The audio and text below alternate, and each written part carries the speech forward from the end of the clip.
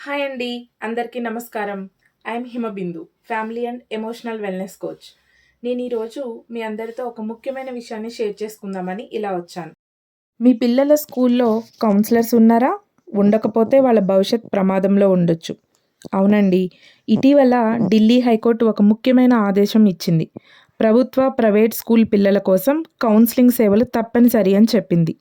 పిల్లల మానసిక ఆరోగ్యంపై శ్రద్ధ అవసరం ఉందని, ఒత్తిడి, అనాలోచిత నిర్ణయాలు మరియు డిప్రెషన్ కారణంగా చాలామంది పిల్లలు బాధపడుతున్నారని కోర్టు పేర్కొంది.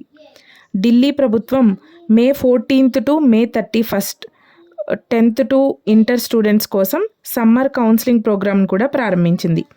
ఈ కార్యక్రమం విద్యార్థుల భావోద్వేగ మరియు విద్యార్థుల సంక్షోభాలను తీర్చడానికి ఉద్దేశించబడినది.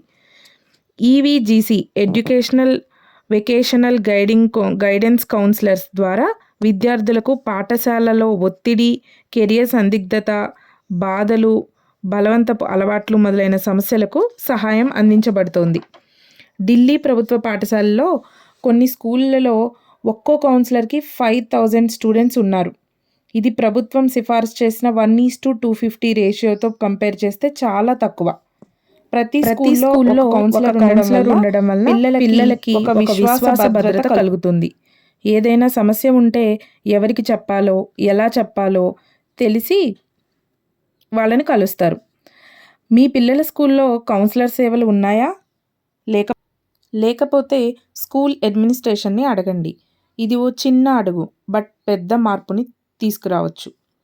నా ఈ వీడియో కనుక మీకు నచ్చినట్లయితే please like, share and subscribe and comment చేయండి. Thank you.